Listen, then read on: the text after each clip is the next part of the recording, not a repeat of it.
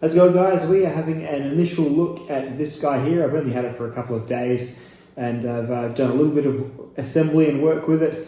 This is the Pioneer by TSProf and it is their newest sharpener. So as you can see here, it's fully assembled. Let's go on the journey from when I got it to my first few sharpenings, and you'll hopefully get some initial thoughts, form some initial impressions about it, but most certainly not yet a full review. Because frankly I need to sharpen probably 50 times on a knife sharpener to really iron out any of the weirdnesses that might come up. So keep that in mind, but I hope you enjoy this initial look at any rate. Let's go. So I was really excited when Victor from TSProf reached out to me and said, hey man, you've done lots of I guess promotion for our previous model just through you using it all the time. Would you like to try our even newer model, the Pioneer? I was like, yeah, man. And it's apparently the budget version, which is a term you'd use pretty loosely when it's still about $300 but it's about 25% cheaper than the Cadet, and even more so than the even more full-sized TSProfs.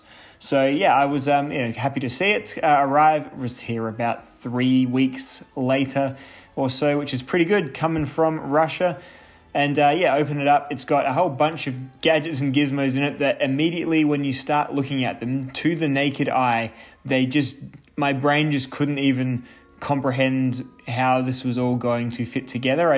It was like a jigsaw puzzle where every piece is from a different jigsaw. But knowing a little bit about how the Cadet worked, having the nice picture on the front of the box, and hopefully having some good instructions, I set to work on unpacking everything, appraising everything, and then getting a build going.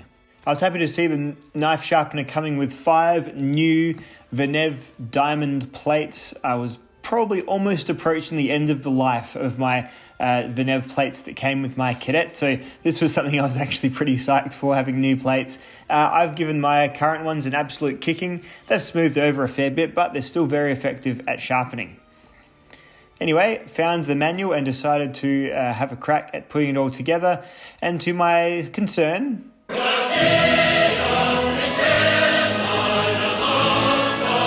was slightly too Russian for my understanding, but it has a pretty good visual guide diagram series of illustrations that let me sort of fumble through the assembly in pretty low drama way, really. The only slightly scary thing happened when you join the arm together to make it like the fully length arm, and you have some of the most tiny little hex head screws I've ever seen, and so I had a mild heart attack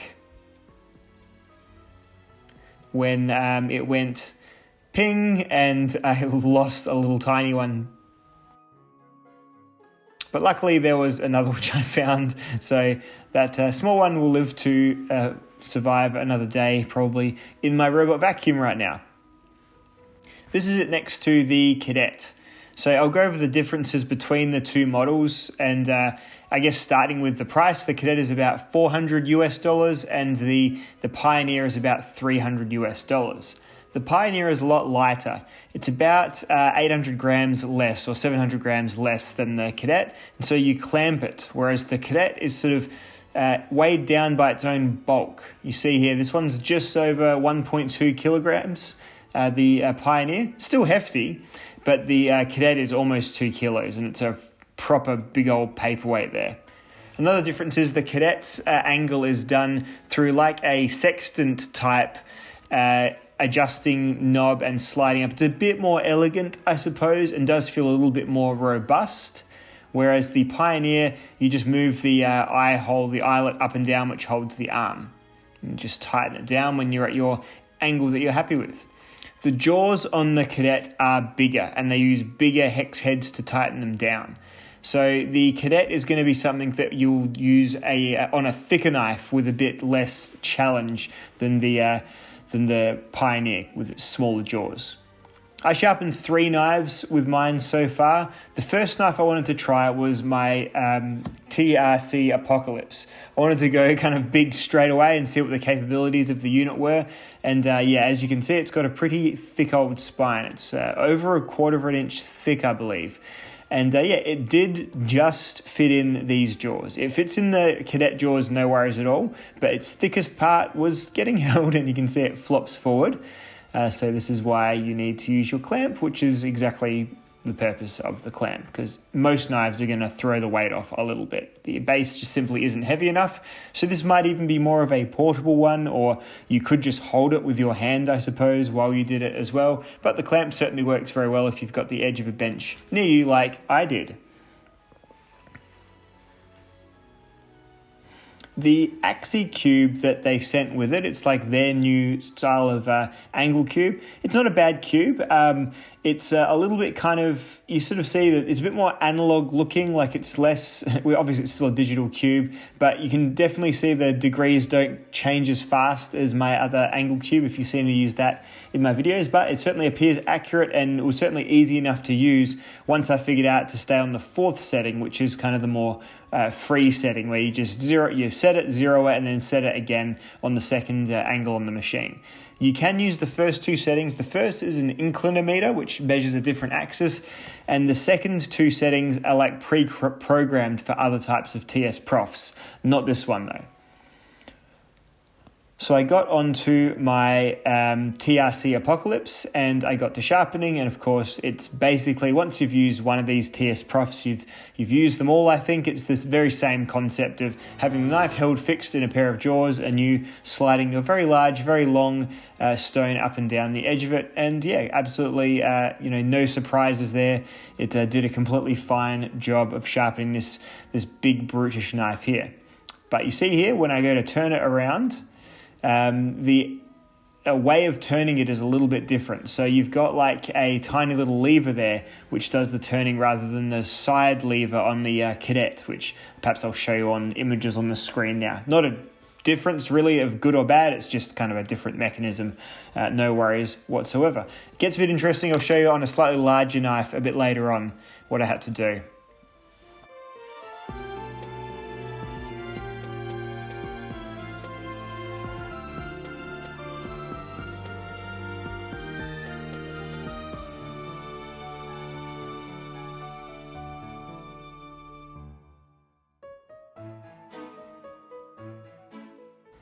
What I ended up doing with the TRC was putting a 20-degree bevel on right up until the apex, and then I went and revisited the apex using like a 23-degree per side edge, just to make it a little bit more stable.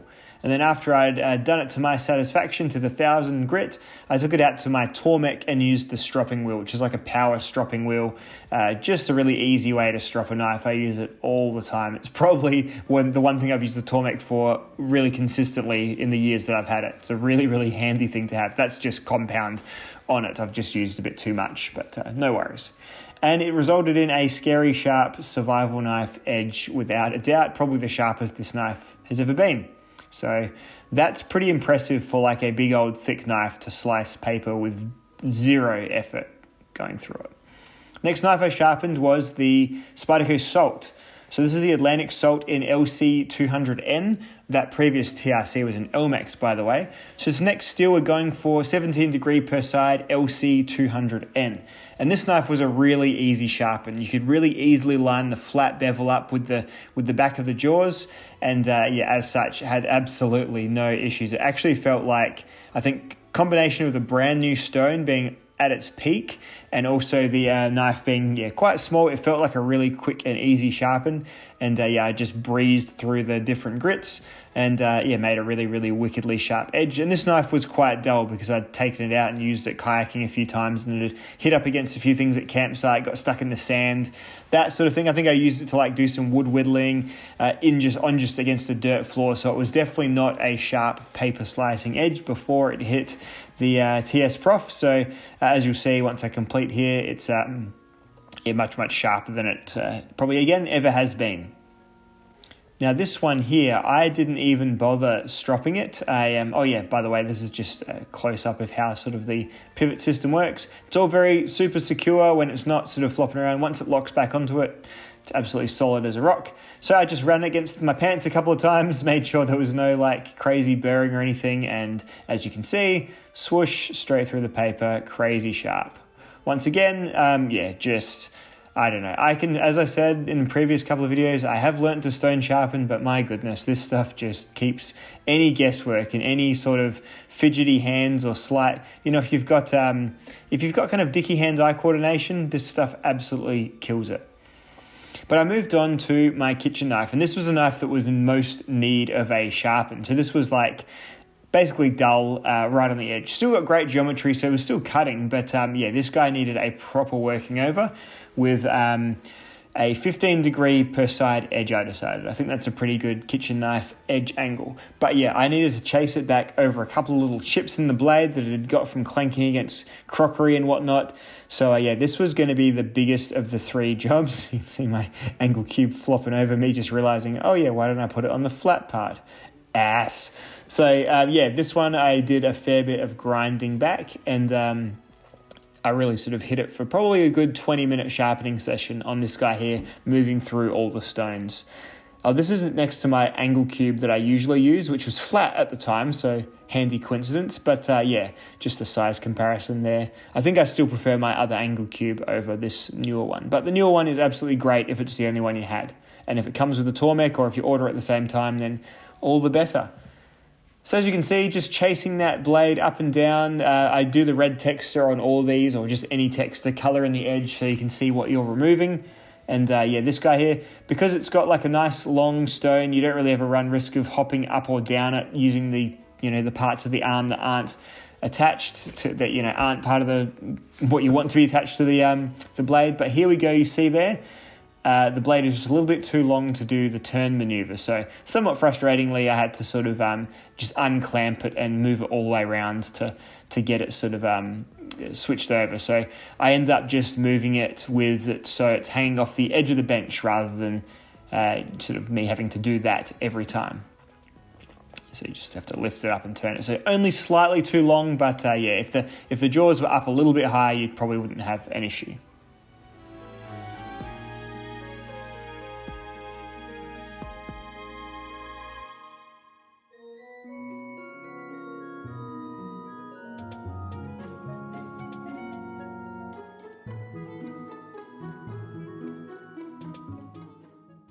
So this is it, hanging over the edge, much easier, a little bit unnerving for some reason, just having that edge kind of hanging out in space. I was really worried that I would get up and kind of forget it was there and walk past it and just absolutely gore myself open. So just a bit of an odd feeling, but super solid with the little clamp going there, no worries at all, and a really good way of finishing my sharpening job. There's a slight rattle in the jaws, but it's more the jaws behind the knife rather than the knife rattling. So the edge angle stayed the same. And you can see here, a 15 degree edge actually it stretches the burr out quite long to the point where it's fairly visible. And this is some pretty decent VG10, which is, pretty natural for it to burr like that. So I did a second step where I ran it against a piece of kind of neat pine like that. That kind of takes off, or uniformly takes off the burr, and then any damage that I just did doing that I can sort of repair really quickly, or just do a strop job which will tidy everything up once again. So with that strop and that deburring method, again, like the other two knives, this was the absolute sharpest thing in the house for a few brief seconds there, I'm sure of it. I've already used the knife since, but absolutely blindingly sharp, proper scary sharp. Almost a little too, I'm going to probably have it so the kids don't use this one for a while, because it will absolutely bust fingertips. This is a close-up of the stone. These Venev stones, they just have those sort of triangular sort of edges or angular edges that slot under the stone holder. And they're really good quality. They come in 150, 220, 400, 600, and 1,000. And that's a really good series of stones. You could probably jump from just 150 to 400 to 1,000, or you can cycle up through absolutely all of them if you want. The 150 is probably only really needed for proper repair jobs. Usually I just start at 400 or the 220, depending on the size of the job. So overall, my first impressions of this new TSProf are really promising. I've done 3 pretty varied knife jobs, 3 varied steels, LMAX, LC200N and VG10, and absolutely no slowdowns or issues or anything. It still feels super rock solid. It is definitely lighter. It seems like it's got much more aluminium in it than steel than the last one, but I guess that's the point. It's a bit more portable. It's a bit less of a complete sort of paperweight. The other TSProf, you feel like you could literally kill someone with it, but this one feels a little bit more perhaps mobile and movable, using the clamp there to move it around. But the solidity of it is still very much like TSProf. Most of these other sharpeners feel a little bit bouncy, or they rick it around a little bit, even the KME included, because it sort of doesn't completely screw in or attach to its base. You hold that one while you use it, but it's still a little bit more jittery than these TSProfs. It's not as crazy solid as the Cadet, but it's definitely still absolutely rigid and makes you feel like you can just really wail and go to town with nice big fast strokes on your knife edges. So looks like it's going to be a pretty hardy recommendation, but as always, you have to wait and see. The proof's going to be in the pudding of numerous knife sharpenings, so I'll certainly keep you posted. Thanks for watching, guys. Goodbye.